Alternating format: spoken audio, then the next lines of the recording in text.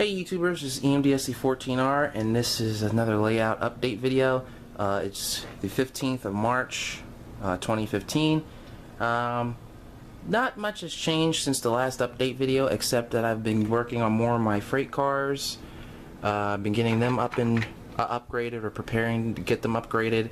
These cars, now if you look at these Conrail cars, Walthers just started bringing these cars out.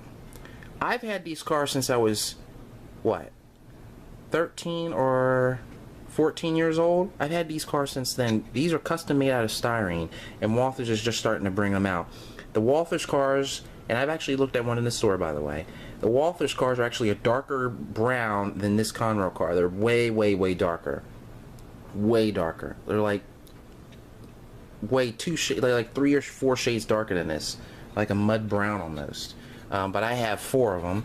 See, here's the number. I don't know why the camera just did that. Come on, focus. I don't like it when my camera does that. So there's the number there for this car.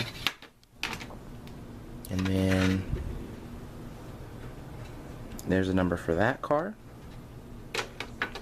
And I can't really tilt this car up too much because it's got weight in it.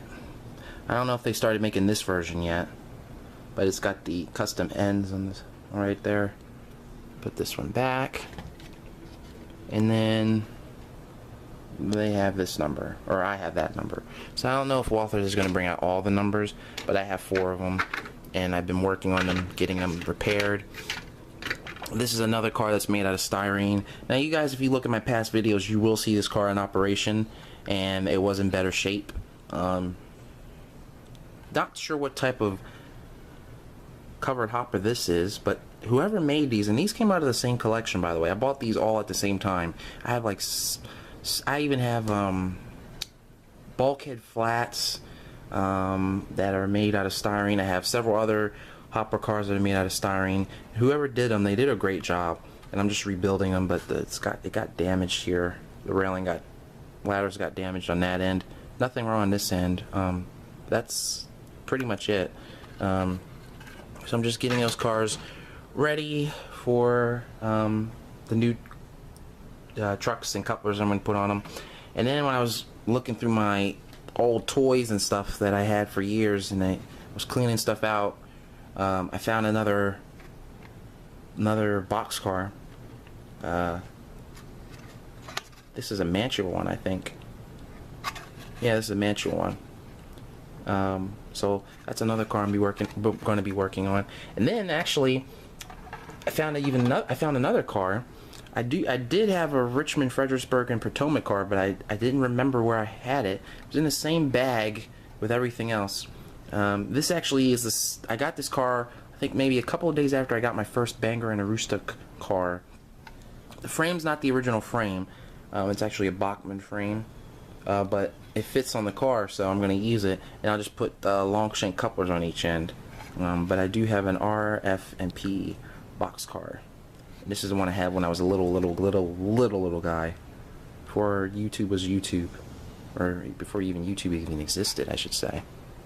But yeah, see, all these cars here are waiting to get trucks and couplers.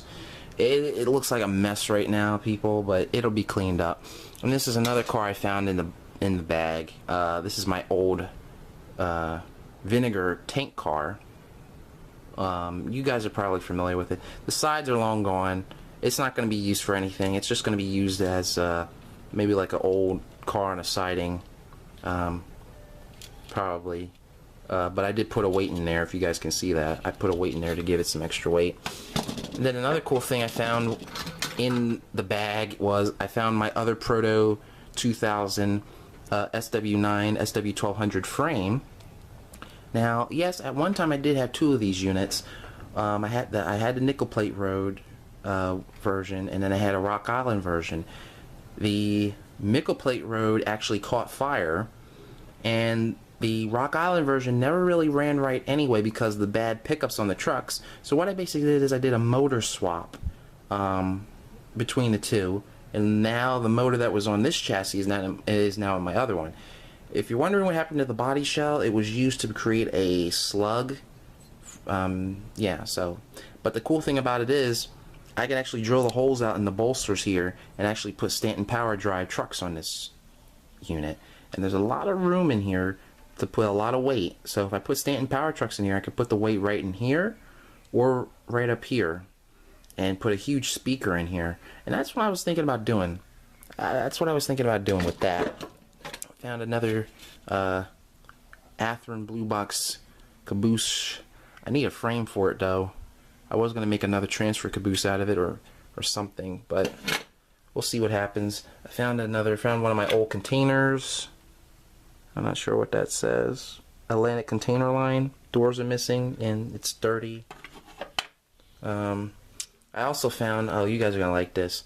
Found my Hot Wheels Fujifilm blimp. I don't know if you guys are familiar with the Fujifilm blimp, but Hot Wheels did make it. And the cool thing about it is when you turn it, if I can get it to work,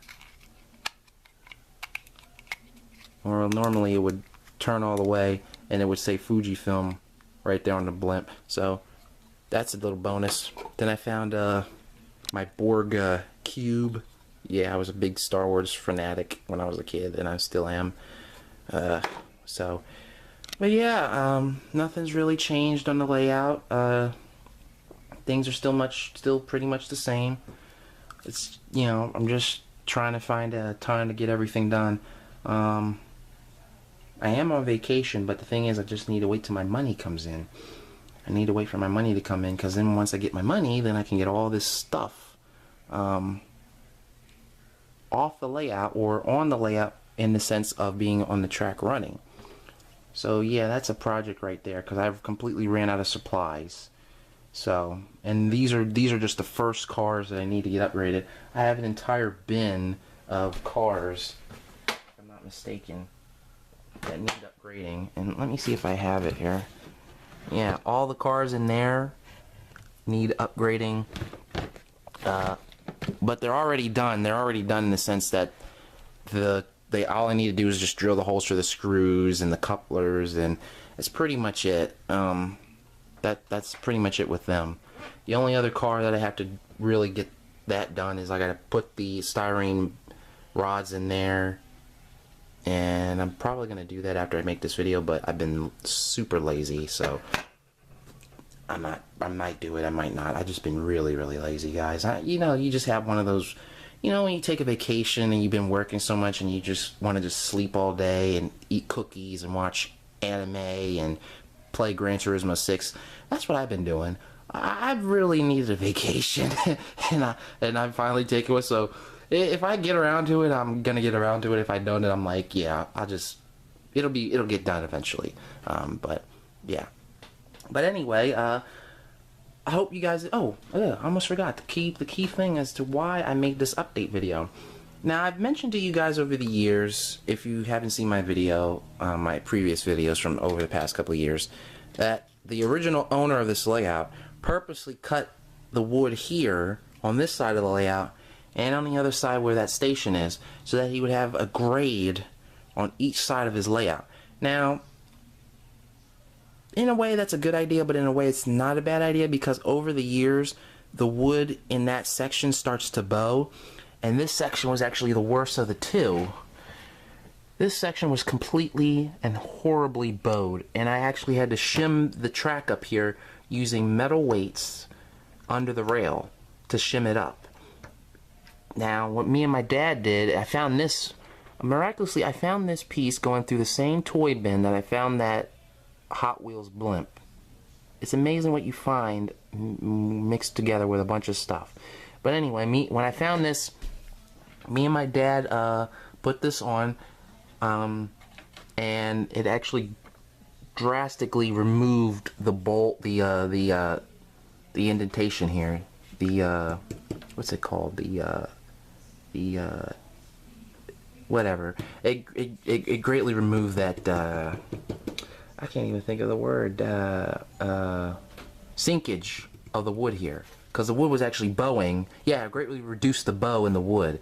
Although I wanted it to be more apparent, because as you can see here, there's still a slight angle in the gap here. Although, you know, it's not as bad as it used to be. All I have to use is one weight now. Man, let me do a demonstration to show you. It's not as bad as it used to be.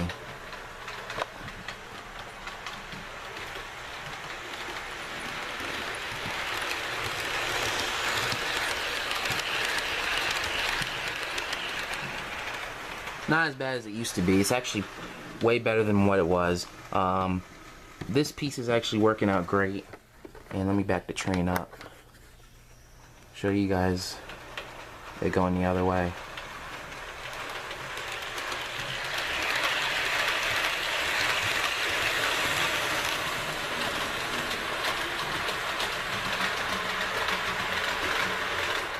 So I'm glad that I was able to get that fixed. The other side doesn't need to be fixed. It was just this side that was the problem. But you know, little fixes like this are teaching me a lot about you know, carpentry and wood and stuff like that. But I'm going to be 25 this year. My birthday's going to be on Friday, and I'm at the point right now where I'm going to be starting to just gradually get everything ready for my true layout that I'm going to build. Projects need to get done. This custom tri-level auto rack, or yeah, I made this. Now it's not an auto rack, it's an Automax car. It's an Automax, but it's actually a single Automax car. It actually used to be two separate cars, but when I got it, I think I was about maybe 10 or 11 when I got this. Didn't want to run on my layout or the track that I had anyway, and it didn't want to go around my curves. So, you know, I basically, when I think I took parts off it when I got it and put them on other cars or something like that. But I kept it over the years, and I eventually just got the notion to make it a single car, and I did. Now you're probably wondering what happened to the other piece. Well, the other piece is still around, and I actually made that into one section, but I need another Automax car in order to have a 3-pack Automax car.